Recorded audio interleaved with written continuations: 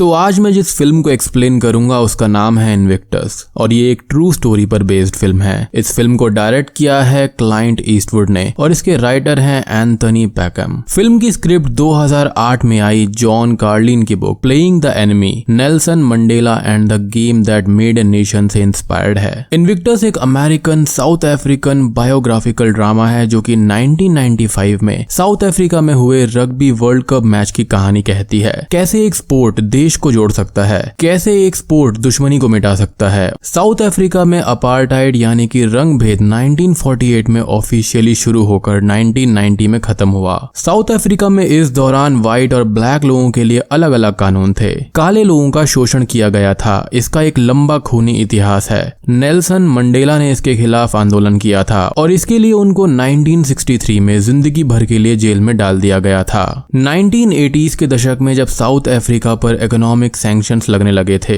तब वहां की गवर्नमेंट अफ्रीकन नेशनल कांग्रेस यानी कि ANC से अपार्टाइड को खत्म करने के लिए बातचीत शुरू करी गई। अपार्टाइड के दौरान कई सारी इंटरनेशनल स्पोर्ट ऑर्गेनाइजेशंस ने साउथ अफ्रीका को बैन कर दिया था। ओलंपिक्स के अंदर भी 1964 से 1988 तक साउथ अफ्रीका को बैन किया गया। इंटरनेशनल रग्बी बोर्ड ने साउथ अफ्रीका को रग्बी वर्ल्ड कप में खेलने पर बैन किया था। IRB रग्बी स्पोर्ट की गवर्निंग बॉडी थी जैसे कि ICC है क्रिकेट के लिए। अब यहाँ पर फिल्म की शुरुआत होती है 11th of February 1990 को। उस दिन ANC के नेता नेल्सन मंडेला को 27 ईयर्स के बाद में जेल से रिहा किया गया। उन पर लगे सारे आरोपों को भी माफ कर दिया गया था। उनके रिहा होने के साथ ही ANC में सत्ता के लिए आंतरिक लड़ाई शुरू हो गई थी जिसमें कई सारे लोग मारे गए। मंडेला और साउथ अफ्रीका सरकार के बीच चली 4 साल की बातचीत के बाद मई 1994 में पहली बार ब्लैक लोगों को वोट करने का अधिकार दिया गया। पहली बार नेल्सन मंडेला साउथ अफ्रीका के एक ब्लैक प्रेसिडेंट बने। उनके सामने कई सारी चुनौतियां थी। पश्चिम के सभी देशों ने उन पर इकोनॉमिक सैंक्शंस लगा दिए थे। देश में गरीबी, बेरोजगारी, भुखमरी बहुत ज्यादा थी। सिर्फ 20% व्हाइट लोग 80% इकोनॉमी को कंट्रोल करते थे। सरकार की ब्यूरोक्रेसी में सिर्फ व्हाइट लोग थे। 1990 से 1994 के बीच के समय में वहां की सरकार ने इन असमानताओं को दूर करने की कोशिश की। 1994 के इलेक्शन में ज्यादातर व्हाइट लोगों ने वोट भी नहीं डाला था। व्हाइट लोगों की मंडेला के प्रति द्वेष की भावना अभी भी हर जगह थी। मंडेला अब पहले दिन की सुबह अपने ऑफिस में प्रेसिडेंट के तौर पर चार्ज लेने जाते हैं। न्यूज़पेपर की हेडलाइन थी मंडेला इलेक्शन जीत सकते हैं पर क्या वो सरकार चला सकते हैं। ये एक अहम सवाल था क्योंकि मंडेला 27 साल तक जेल में थे। उन्हें सरकार चलाने का कोई भी अनुभव नहीं था। उनके सामने व्हाइट और ब्लैक लोगों के बीच की दुश्मनी को दूर करके देश को जोड़ने का एक इम्पोर्टेंट काम था। पहले ही दिन उनके ऑफिस में काम कर रहे कई व्हाइट ऑफिशियल्स अपना सामान बांध कर जा रहे थे। उनको ये लगता है कि मंडेला सिर्फ ब्लैक लोगों को ही अपने ऑफिस में काम के लिए रखेंगे। मंडेला उन जाते हुए ऑफिशियल्स को रोककर ये कहते हैं कि उनका काम देश को जोड़ना है, इसलिए यदि वहां रुककर कोई काम करना चाहता है तो उनकी सरकार उन्हें पूरा मौका देगी। अब मंडेला की सिक्योरिटी का इंचार्ज था जेसन जो कि एक ब्लैक आदमी था। अब उसको और उसकी पूरी ब्लैक सिक्योरिटी टीम को 4 नए ऑफिशियल्स को शामिल करने का ऑर्डर मिलता है जो स्पेशल ब्रांच के व्हाइट ऑफिसर्स थे। जेसन को ये बात अच्छी नहीं लगती और वो मंडेला से जाकर कंप्लेंट करता है कि पुलिस के स्पेशल ब्रांच ने ही अफ्रीका में जुल्म बरसाए थे। उन्होंने कई सारे लोगों की जान ली थी, कई ANC लीडर्स को मरवाया था। अब ऐसी संस्था से यदि वो सिक्योरिटी लेते हैं तो वो उसके लिए खतरा हो सकते हैं। मंडेला ये कहते हैं कि यदि उन्होंने पिछले प्रेसिडेंट को भी सिक्योरिटी दी थी तो उन्हें उन पर भरोसा है। यदि अफ्रीका को जोड़ना है तो उसकी शुरुआत उनकी सिक्योरिटी टीम से ही होनी चाहिए। जेसन उनसे सहमत नहीं होता पर फिर भी ऑर्डर्स को मान लेता है। अब वो अपने टीम मेंबर्स को ब्लैक एंड व्हाइट को मंडेला के विजिट्स के मंथली स्केड्यूल देते हैं जिसमें से एक दिन उन्हें इंग्लैंड और साउथ अफ्रीका के बीच होने वाले रग्बी मैच का उद्घाटन करना था। साउथ अफ्रीका में सिर्फ व्हाइट लोग ही रग्बी के फैन थे और उसे खेलते भी थे। यहाँ पर इक्का दुक्का खिलाड़ी ब्लैक होता था, वो भी अपार्टाइड खत्म होने के बाद शामिल किया गया। क्रिकेट में भी यही हाल था। जेसन को ये लगता है कि मंडेला पर मैच के दौरान व्हाइट लोगों से हमला होने का चांस है। साउथ अफ्रीका के रग्बी टीम का नाम था स्प्रिंगबॉक्स और उसके कैप्टन का नाम था फ्रांसवा। सारे ब्लैक लोग इस टीम से नफरत करते थे। उन्हें ये टीम अफ्रीका का नेशनल टीम नहीं बल्कि व्हाइट लोगों का टीम लगता था। इसलिए ब्लैक बच्चे भी इस टीम की जर्सी को फ्री में मिलने के बावजूद भी नहीं पहना करते थे। अब मंडेला मैच का उद्घाटन करने जाते हैं। सारे व्हाइट लोग उनके खिलाफ नारे लगाने लगते हैं। मैच में साउथ अफ्रीका की टीम बुरी तरह से हार जाती है। मंडेला अपनी सेक्रेटरी ब्रेंडा से क्राउड्स की तरफ देखने के लिए कहते हैं। वहां आए सारे सारे ब्लैक लोग इंग्लैंड के लिए नारे लगा रहे थे और सारे व्हाइट लोग अफ्रीका के लिए। जब मंडेला जेल में थे तब वो भी ऐसा ही करते थे, लेकिन अब उनको ही इस दुश्मनी को मिटाना पड़ रहा है। मैच के दौरान उनको ये पता चलता है कि अफ्रीकन स्पोर्ट कमेटी, जो अब पूरे तरीके से ANC वर्कर से भरी पड़ी है, वो अब स्प्रिंगबॉक्स टीम को बैन करने वाले हैं। इसके लिए उन्होंने एक रेजोल्यूशन भी पास कर दिया था।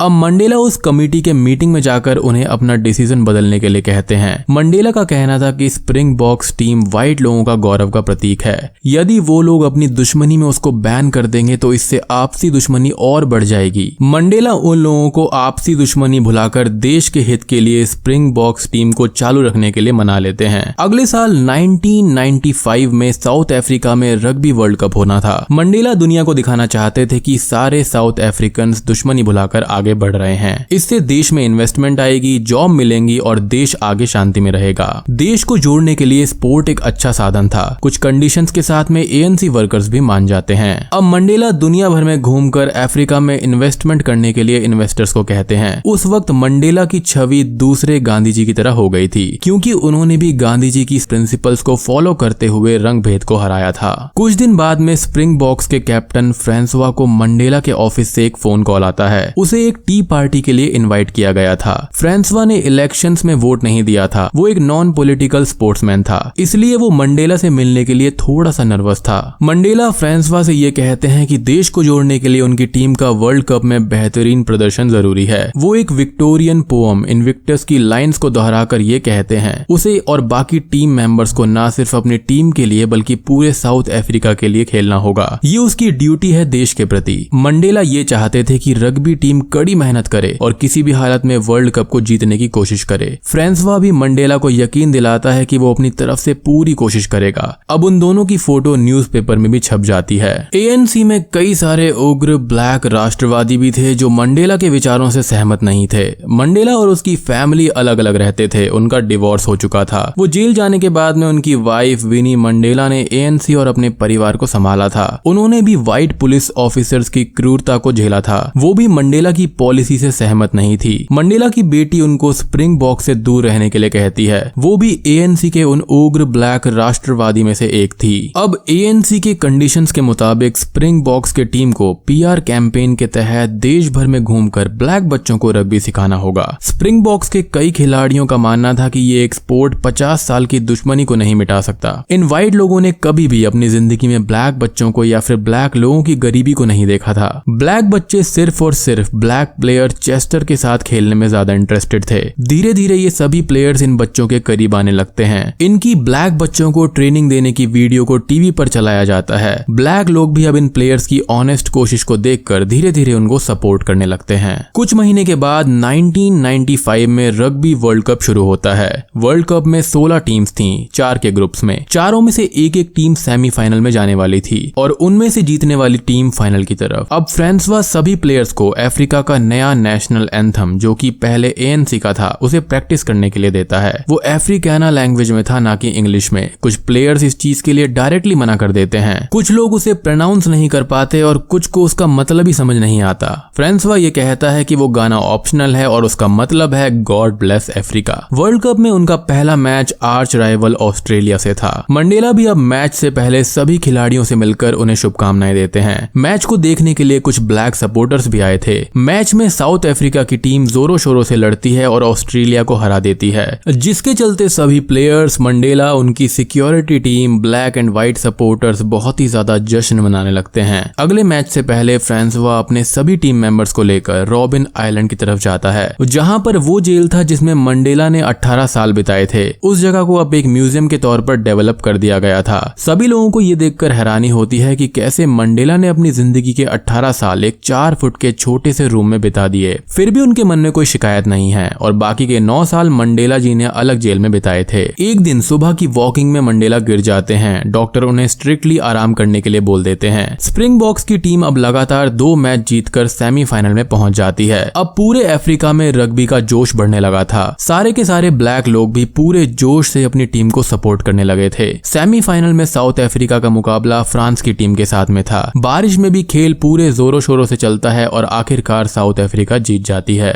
फाइनल्स में उनको न्यूजीलैंड की टीम ऑल ब्लैक कैप्स के खिलाफ खेलना था, जिसको दुनिया दुनिया में रग्बी सुपर पावर टीम के तौर पर देखा जाता था। फाइनल्स में पहुंचते ही पूरे देश में एक देश प्रेम की लहर दौड़ने लगती है। सारे ब्लैक और व्हाइट लोग अपनी टीम को सपोर्ट करने लगते हैं। कई दशक के बाद साउथ अफ्रीका टीम को रग्बी वर्ल्ड कप में खेलने के लिए अलाउ किया गया था। वो पहले ही चांस में फाइनल्स तक आ गए थे। सभी एक्सपर्ट्स ये मानते थे कि उनकी टीम उस लायक नहीं है, पर सबको हैरान करते हुए साउथ अफ्रीका फाइनल्स में पहुंच गई थी। मंडेला की सिक्योरिटी टीम के ब्लैक लोग भी अब फ्री टाइम में अपने व्हाइट फ्रेंड्स के साथ रग्बी खेलने लगे थे। देश में एक खुशी का माहौल था। फाइनल्स की तैयारी के लिए जेसन सभी सिक्योरिटी मेंबर्स को अलर्ट रहने के लिए कहता है। मैच शुरू होने से पहले एक कमर्शियल प्लेन बिना सिक्योरिटी के परमिशन से स्टेडियम के ऊपर से उड़ता है। उसके विंग्स के नीचे लिखा था गुड लक स्प्रिंगबॉक्स। अब फाइनल्स का मैच शुरू होता है। मंडेला भी स्प्रिंगबॉक्स की जर्सी पहनकर मैच का उद्घाटन करते हैं। स्टेडियम नए साउथ अफ्रीका के फ्लैग से भरा पड़ा था। इस मैच को दुनिया भर में 100 करोड़ लोग टीवी पर लाइव देख रहे थे। अब साउथ अफ्रीका का नया एंथम बजाया जाता है, जो कि ANC का एंथम था। इस एंथम को गाने वालों को अपार्टाइड में यानी कि रंग भेद के टाइम पर जेल में भेज दिया जाता था, लेकिन अब इस एंथम को पूरे विश्व के सामने पूरे गर्व से बजाया जाता है। ANC के अब कई उग्र नेता भी मंडेला की इस कोशिश से काफी खुश थे। उनकी बेटी भी अब उनका सपोर्ट करने लगी थी।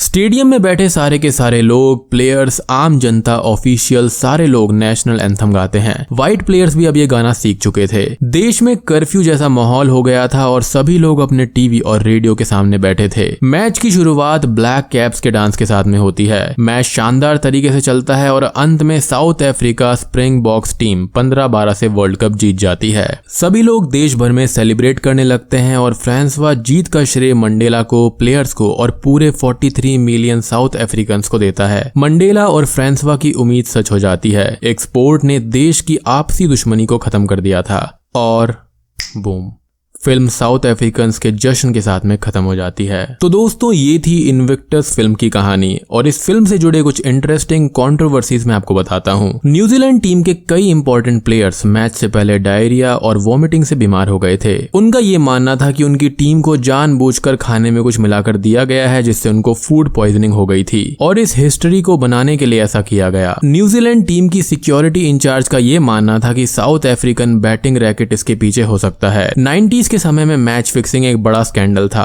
क्रिकेट में भी ये था, तो इसमें शायद से कुछ सच्चाई हो सकती है और नहीं भी। ये बस हारने वाली टीम का एक एक्सक्यूज भी हो सकता है। इन्विक्टस का मतलब होता है अजय, अनबीटेबल। इन्विक्टस एक फेमस इंस्पिरेशनल पोएम है जिसे विलियम अर्नस्ट हेनले ने लिखा है। इसका हिंदी में मतलब कई सारे यूट्यूबर्स ने अच्छे से समझाया है, इसलिए मैं आपको सजेस्ट करूंगा कि आप उनकी वीडियोस को देखें, जिनका लिंक आपको डिस्क्रिप्शन में मिल जाएगा। तो दोस्तों, ये थी फिल्म इन्विक्टस की एक्सप्लेनेशन। उम्मीद करता हूँ कि वीडियो पसंद आई होगी और पसंद आई है तो वीडियो को लाइक कर दीजिए, चैनल को सब्सक्राइब कर दीजिए और अपना ओपिनियन कमेंट में जरूर बताना। एंड हमारी लास्ट वीडियो पर यूनिवर्सल वालों ने कॉपीराइट मार दिया था, तो इस वजह से वो वीडियो रिमूव करनी पड़ गई थी। अब पता नहीं यहाँ पर कितने सारे लोग तो पूरी मूवी अपलोड कर देते हैं और एक्सप्लेन करते वक्त पूरी क्लिप्स दिखाते हैं। हम तो 10 सेकंड का क्लिप भी इस्तेमाल कर लें तो इनको दिक्कत हो जाती है। पता नहीं, अपनी तो किस्मत ही खराब है। और यही रीजन है कि मैं अपने मेन चैनल पर क्लिप्स नहीं चलाता, क्योंकि क्लिप्स को चलाना कोई बड़ी बात नहीं है, लेकिन कॉपीराइट का बहुत ही ज्यादा इशू रहता है। तो दोस्तों, मैं आप सबसे मिलता हूं अपनी अगली वीडियो के साथ में।